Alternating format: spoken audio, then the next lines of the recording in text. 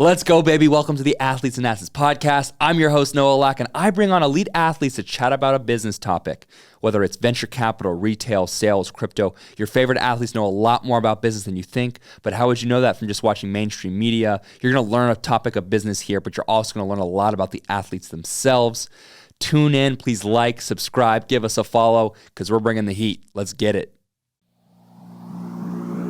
1, 2, 3, 4. Chris Eubanks, everybody. What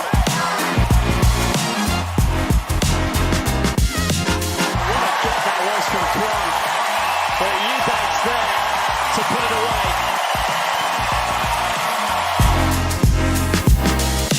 away. Let's go. I'm joined by Chris Eubanks, one of the hottest players right now on the ATP Tour, 2023 Mallorca Open champion. Not to mention, my guy was a two-time All-American at Georgia Tech.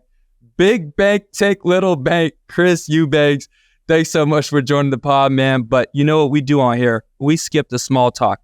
It's clear as day you have a stable career in tennis broadcasting. Chris, I'm going to need you to put your NFL hat on really quick because your Falcons, your Falcons right now are looking too hot. So what's the playbook here? Do we tank and coerce Shedeur to declare early, or do we push through the slump? What's the move right now? I thought about that. Because I said, man, if we could get Shedeur with the weapons that they have on offense, like I think it could work. But I don't think he's going to leave next year or this year. I think he's just going to wait. Just something's telling me he's just not going to leave out a year early. And so I think we're probably going to end up missing out. I was pretty bummed about it. I don't know if they can try to find a way to get him to declare. But God, we need some help. We need some serious help. It's no guarantee you get him anyways, but it's no guarantee we get him. Yeah, exactly. I'm sure if he does declare, there'll be other teams. I mean, right now we're sitting at, not bottom of the NFL, but definitely bottom third. So, I mean, we would have a chance, but who knows, man? We need some help. We need some help at the quarterback position. We got to try to figure things out. Yeah, man. Mike Vick ain't coming to that tunnel right now. You guys need some. He's not. At this point, I would have loved to have had Matt Ryan with the offensive weapons that we had, because when he had weapons is when he got an MVP. So it's like, no doubt, you can give somebody like that weapons and they know what to do with them. But we're struggling right now. But we'll see what happens. Hey, I appreciate that. Look, I just needed a pulse check. How you were feeling right now? Well, not plenty good. Actually, I can tell you that much, but I'm gonna try to bluff through it and just try to make it sound as positive as we can. Hey, plenty of season left. But 7 months ago, Francis Tiafoe was giving you a little flack because outside of tennis, you got a little part-time job. Well, not a little part-time job. You are actively broadcasting alongside your tennis career. I'm not gonna say he's a hater, but man, you got a pretty cool gig right now. Broadcasting while playing. How do you manage to balance those two? The tennis is always going to come first. That's always kind of the thing that I'm my primary focus is on, and that's playing and how I can get better and what improvements I need to make. The broadcast kind of fits in when it can. So there aren't that many. We're playing so many weeks. It's not that many weeks that we have off. So when I can squeeze them in there, sometimes at a tournament. Sometimes I'll take a training week in Los Angeles where I can do a little bit of commentary out of there. So we find ways to try to weave it into the schedule. It's not nearly as complicated, I think, as people think, just because since it's just a priority, the broadcast has to work around the tennis. So my focus is playing, and when those weeks kind of allow themselves where I say, hey, I can hop in the booth here. I think I'm not going to play too many tournaments during these weeks. Let me reach out and see if they need a little bit of help with coverage. That's typically how it goes. I try to look through the schedule, find weeks that would work for me, and then I'll reach out to the different networks and say, hey, like, I'm willing to work this week. Should be okay. Like, let me know what you guys think. And then they just try to take it from there. Yeah, absolutely, man. Absolutely. And we are saying off air, you're kind of like the Draymond Green of tennis in regards to. I seen the stuff that he was doing was actually pretty part of the reason I said, oh, you can do it and play at the same time. So yeah, it's a pretty funny one. I mean, you're a trailblazer in that regard, but not only do I think it's different what you're doing, I would argue that your broadcasting has it helped your game, because sometimes you have to like reflect on other players and then they're teasing you, asking you to reflect on yourself. And then do you ever like reflect after the broadcast and like, damn, I do need to make sure my serve is on point next match? Like, yeah, in some ways, and that could be for different players. I enjoy broadcasting players that play a lot like my type of game style, because it's like I'm subconsciously kind of learning from it as well. So like I really enjoy watching the bigger hitters, the guys who are more aggressive, the guys that like to come to net, just because I can pick up little things and say, hey, that could be something that I could try to implement a little bit more. So I definitely think it helps. And I mean, anytime I feel like in any sport, some ways the more film you watch, the better the better prepared you're gonna be. And I think in my case, like watching it, just subconsciously, I end up telling myself certain cues, like you say, oh, I need a higher first serve percentage here. Or, oh, here I can't afford to miss this shot wide, maybe long or maybe in the net, but not wide from this position on the court. So little things like that, I feel like when I'm explaining it to the viewer, it's almost like I'm telling it to myself. Yeah, it's pretty cool.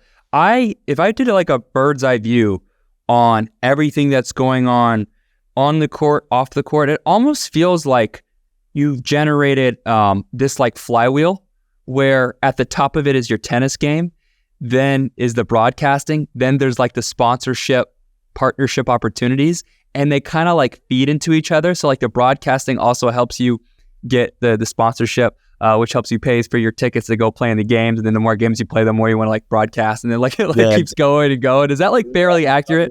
That's true. Yeah, it is very accurate. It's very, very accurate. I think that I never really thought about the sponsorships and partnerships before now. But when you say that, they all play a part. You said the more marketable you are to certain brands, whether it's playing or being on TV, then it kind of feeds into everything else. That financial stability of helping to fund your professional tennis career is like probably the biggest thing, that one of the more unique things about tennis.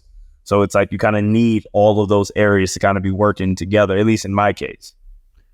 And it's 2023, man. Why do you think more players haven't figured that out? That's a good question. I don't know. It's tough to really speak for everyone. I think that everybody's situation is so different. I think you have some that maybe already have the financial backing to be able to, fund their tennis career off just on their tennis, or maybe their endorsements or their sponsorships coming because of their performance on court and really nothing else. And that's perfectly fine. I think for me, I had a long time where the on court, it was okay. It was keeping me afloat, but it wasn't really like giving me the breathing room that I would have liked to really kind of go all in and invest in myself and my career. So that's kind of part of the thing of like, I started doing some broadcasts. I found that I liked it. It gave me a little bit of extra money, but it also helped my tennis. So everything just kind of worked at the same time. And I think the vast majority of tennis players, they have their financial, backing pretty set, whether they're young and coming out, where, agencies and companies are just vying for the opportunity to sign a player, and they can then use that money for their career. Or some people are just, depending on the country that they're from, are able to get funding from their federations, their country. So everybody's case is so different. Tennis is such a global sport. It's tough to give summarize why or speak in generalities, just because everybody's situation can be so different in the sport of tennis. No, for sure, and well said. We always like to hype up the prodigies and like young up and comers. It feels like now, you being in your late 20s, not to date you, but you're still a young guy, but you're like really hitting your stride this year. You played your best season. And then now the broadcasting, it's all like ascending at the same time for you. I think that's really cool. No, absolutely. It's funny. Like things just kind of started happening. It just kind of started falling into place. And I wasn't really focusing on it that much. I was more so just focused on my tennis for such a long time. It got to a point where it's like when I kind of took a step back, started focusing on something else, which was the tennis part of it. The broadcast part of it. The tennis just suddenly started to pick up. It just kind of, everything, like we say, just came together right at the right time. And I'm like, wow, man, if I had known, just kind of in some ways taking a step back from just focusing on the playing of tennis and finding something else would have allowed my tennis to flourish as much. Trust me, I would have probably started doing broadcasts a long time. You would have started a lot earlier. Yeah, I for sure would have started a lot earlier. So, I mean, it's all, at the end of the day, things happen when they're supposed to happen. And I can't really, control what happened in the past. Now it's just about, keeping this momentum going, keeping this energy going, and hopefully I can continue to do some pretty cool things. What do you think makes a good broadcaster, man? Is Chris Eubanks, the broadcaster, good because he just likes to get on there and talk his stuff and he's like naturally charismatic? Or is it more so you really need to put in a lot of research and work into speaking, into getting to know the players' games? Like what do you think makes it? What are these traits that you see that make a good broadcaster? I think in tennis, especially, for one, in any broadcast, it depends on the role that you do, whether you're doing color or you're doing play-by-play. So, for instance, I do color mainly, or only. So when I'm going into a matchup, what I'll do is two guys. Most of the time, I know how the guys play. I've either played with them, practiced with them, or I've watched them. So getting the X's and O's, it's not going to be that tough. But what I like to do is there's a lot of prep that goes into it when two guys played each other a number of times.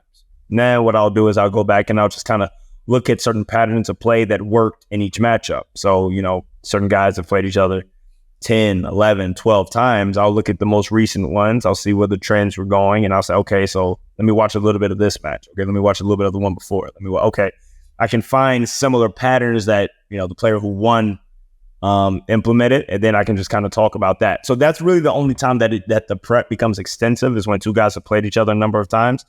When you're trying to imagine it's two guys who've never played each other, or they maybe played each other, 2 times, dating back 4 or 5 years, you're kind of just watching the tendencies. You're watching the patterns because you're like, both guys are trying to feel each other out. And again, that's just from doing color. Play-by-play requires a lot of research. It requires, I think, to be a good play-by-play person, it requires a lot of research. It requires a lot of prep. Just knowing simple things, where was this player born?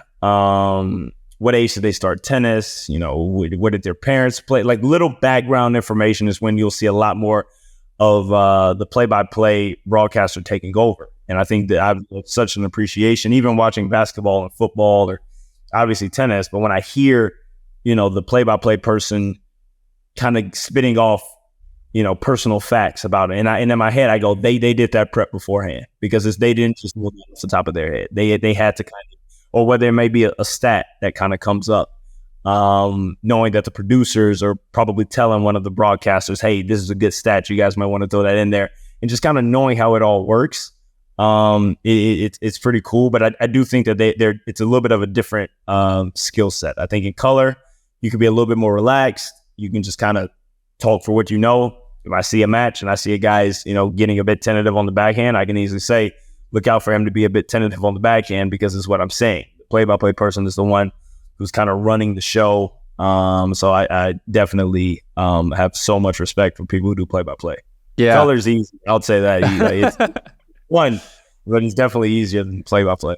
Chris, I know there has been a couple times where an opponent that you're commentating and you're observing, he makes an incredible drop shot or has a really nice forehand, and the play-by-play announcer is just commending him and just commending him on the shot and all of it. And I feel like there has been a time deep down you're like, he's not really like that. That was lucky, and you had to that's not his game. That's not his drop shot. Are you kidding me? Yeah, I mean, they're certainly it's happened for sure. Like you see something that doesn't really happen, but there's always ways to kind of phrase it. Yeah, I know. I'm thinking there's always the way to kind of phrase it and say, what a surprise. He does it. That's not what he goes to. But you can see when he does go to it, he can execute it, very well or something like that. But there have been plenty of times in which I've been sitting in the booth and I'll see shots or I'll see something from a guy and I'm like, yeah, okay, all right. Yeah. Like, yeah. All He's right, got buddy. that. Let's see if he can do that again. And, but yeah, it's just, you got to keep it together in those times. I've had a couple times in which I've worked and had, funny producers in our ear. So as the match is going on, they may make a joke or something and I have to, mute the button if I want to laugh because I don't want to come to on the broadcast. So yeah, they're just some times like that. I wonder, I guess that's another way of saying like you've had to work on the skill of avoiding dry hitting or phrasing it in a way that's not like dry hitting. If you see something. Yeah. I mean, it's not that hard though. The thing is, it's really not that. Like, I feel like no one in or not that many people when they get in front of the camera. Like there's a natural, I believe filter process that goes on. Like no one, with the exception of maybe a few guys on TV, just get up and say the first thing in their head. They have to filter it out a little bit. So it's just about being careful. And there's also, I think, about understanding, like, as a player, everybody's going to get criticized. Everyone, like, you can't really avoid the criticism, but I think there's a way that you can relay the criticism in a respectful manner while still, getting your point across. So it's like when I see those type of things, my safest default is, if I don't have anything to say, I just won't say anything. I'll just go quiet. And it's one of the things that I learned in broadcast is that silence is more than okay, especially in big moments, especially in moments of tension, especially in as sets begin to progress toward the latter ends of it. It's okay to be quiet and allow the energy from the crowd to kind of take the audience on a ride. So feels ironic. Feels ironic that that's actually a skill. Yeah, I mean, because I feel like a lot of people, if they get into the booth, if they want to, talk the whole time, which is, it's a natural instinct. But I had some really good help when I first jumped into broadcast with, I've done play-by-play with Mark Petchy and Jason Goodall, two guys who can do color, but do play-by-play primarily now. And that was one of the things that they told me early on. They said, hey, as this match progresses, you can start to feel the crowd's energy get into it. It's okay to lay back a little bit and allow that to kind of be what the person watching it on TV feels and what they hear. And so then once I figured it out and I got to watch other broadcasts in which they do the same thing, I said, okay, this is what they're talking about. So then it gets easy. When matches get good at the end, you can just sit there, lay back in your chair and just allow the energy of the crowd to take over and, maybe interject here and there a little bit, but it's not that much to say.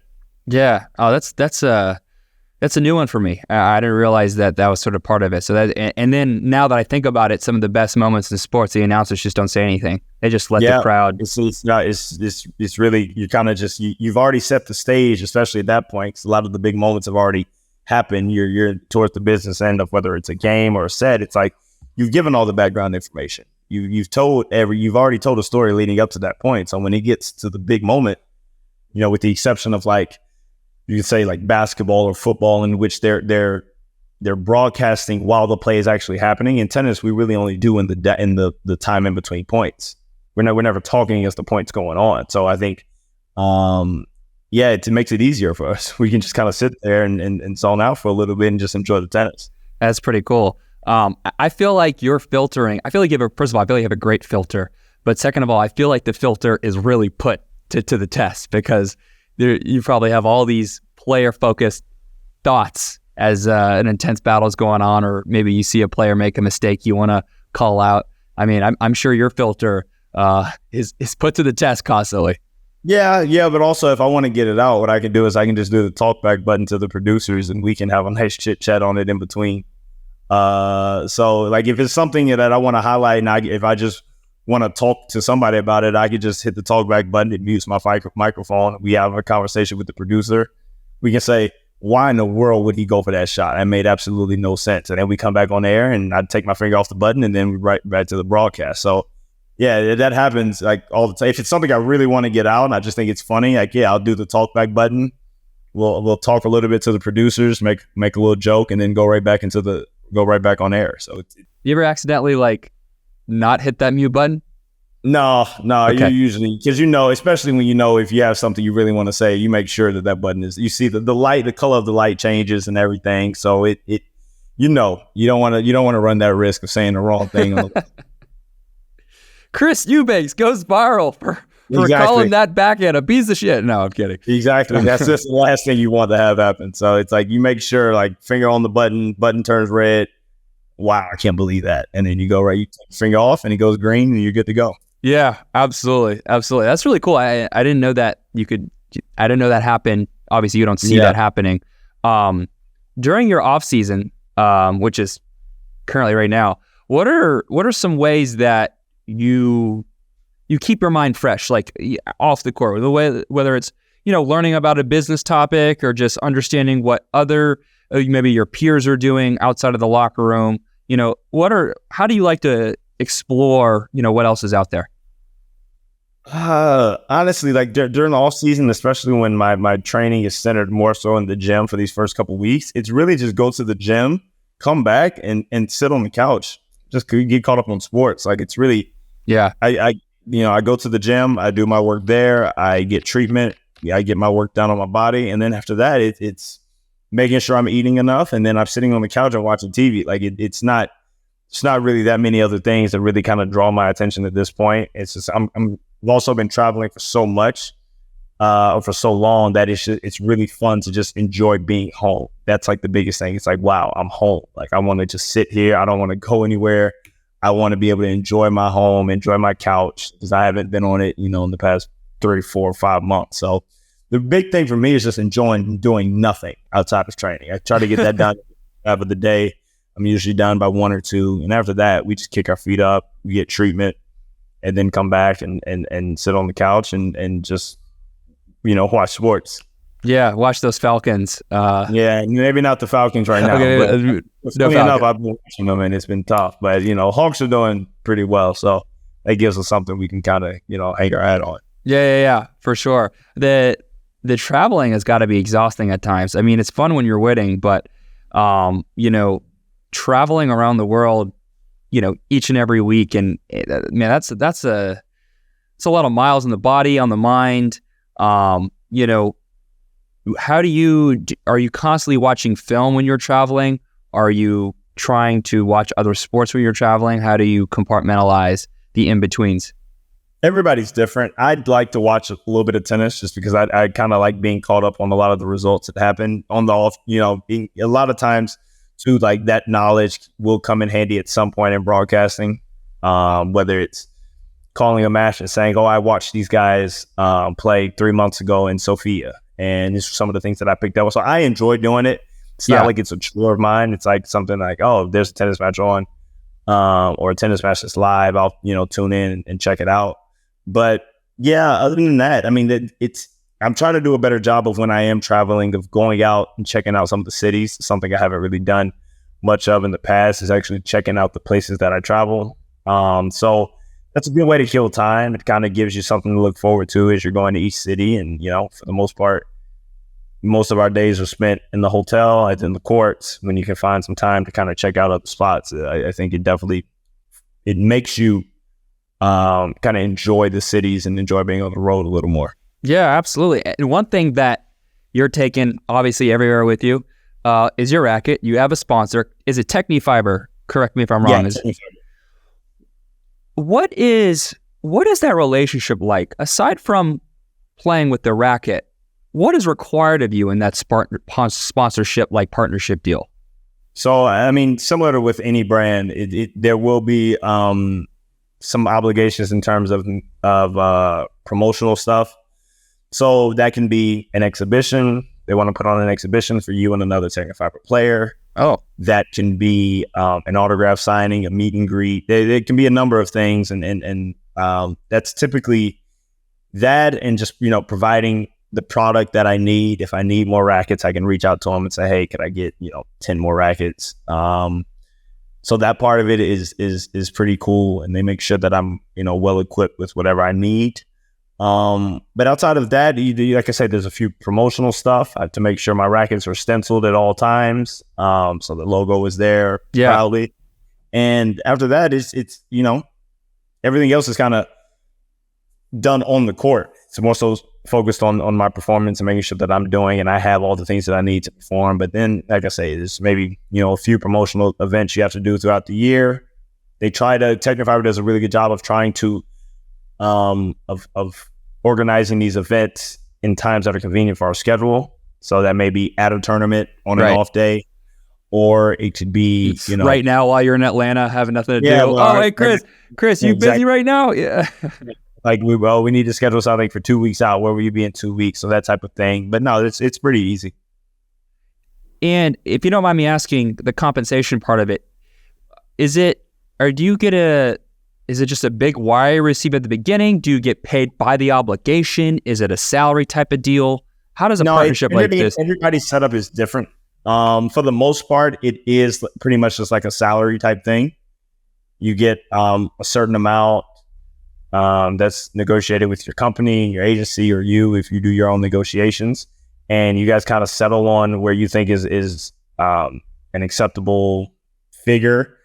And there are other things in there. There can be bonuses. There can be reductions. There can be, there's a lot of the contract negotiation part of it is a bit fluid, and it depends on kind of who you are and what you're asking for in general. So there have been players to receive, lifetime deals. I have no idea what those contracts are like. I wouldn't have literally wouldn't have a clue.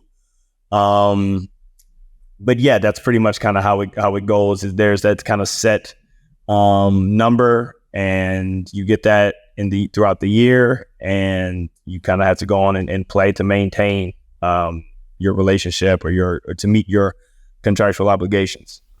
I got an idea for you in Technofiber. I'm scheming some. I'm planning some. Hear me out here. Hear me out. Okay. Obviously, you're going to play for many more years to come. You're going to win a bunch of major championships, like for sure. You're on your way. However, when you're done playing, I think we can predict that you will have a successful broadcasting career. If I was Technofiber, I would consider start printing out Technofiber handkerchiefs and pins. And so when you pull up to the broadcast in a suit, you got that TF on you right there. Hey, I'm not a businessman. I'm just a business. I'm just a businessman. You know what I mean? Okay. Well, I'll pass along the information. I'll see if we can negotiate. And if something comes of it, I'll make sure to keep you a nice percentage. Finder's fee, baby. You know what I mean? You know what I mean? It feels like more brands should do that. A lot more have an evergreen play. I mean, especially if a guy like you is going to be on TV for the next 10 or so years, they need to start divert because they're going to get some ROI. You had a great season, right? Just having exposure. Yeah. Who do you have a shoe deal? Right now I'm still wearing Asics. So I'm still with Asics. And it's kind of set up a similar thing. All of the contracts are, especially in tennis, are pretty much the same. And I would assume it's kind of like that in any sport. I would assume it's not going to be any different in any other sport. Is kind of you agree on your figure, you get it, and then you go on. Pretty much you go on to play and perform in it. Mm-hmm. Who is I know you rock the glasses sometimes on the broadcast. What brands are you wearing? Whatever I can get my prescription in. I'm not that loyal to specific eyewear. It's just about, usually when I play in contacts. So when I go on the air, I will take the contacts out to give my eyes a bit of a rest. And then that way I can just kind of have a little bit of relief. But yeah, I'm not too parked. Yeah, I know you want to give the eyes a rest, but also you want to look dripped out a little bit, going at Wimbledon or Roland Garros with the nice Cartier shades or the Ray-Bans. See, Chris, a guy like me would knock our Ray-Bans door and say, "Hey, my name's Chris." Thing is, if you got to start it with "my name is," typically you might get turned away. They got especially a brand that big, they might need to know beforehand. That is true. Let me start over. It's me, baby. Look, my career is going great. When I hit the broadcast booth, I will wear your shades. Let's work something out, and let's lock it in. You know what I mean? Maybe you might be onto something. That's something I haven't even really thought of, but it makes total sense. Yeah, and that just could be a. I might go on just like, what are the new frames? What are the new frames exactly? Like Kenny Smith, but just with the frames portion. Exactly. You could also do the suit too. You could do the Shador, there's more we could add on to here. Hey, I'm just spitballing ideas, man. You know what I mean? It's all good. All good. Yeah. If the Eubanks and Co. needs an advisor on the different elements to activate your brand post career, man, I'm an email away. You know what I mean? All right. Sounds good. Yeah, man. Is there anyone else on the tour that you respect for or you admire for their off the court endeavors? Is there someone that you're like, dang, he's really? Yeah, I'm sure there are. I mean, it's going to be hard to kind of think of and try to name something, because once you start naming somebody, you're going to leave. You're going to for sure leave somebody out. But there've been so many players, throughout the years to kind of branch off and do various things off the court, various foundations. I know Sloane Stephens has a very, very good foundation. I know Roger Federer has a foundation that I know he does a lot of charitable work in Africa. His mother is South African, so I know he has deep ties and roots there. Djokovic has done some pretty incredible things, especially for tennis in this region.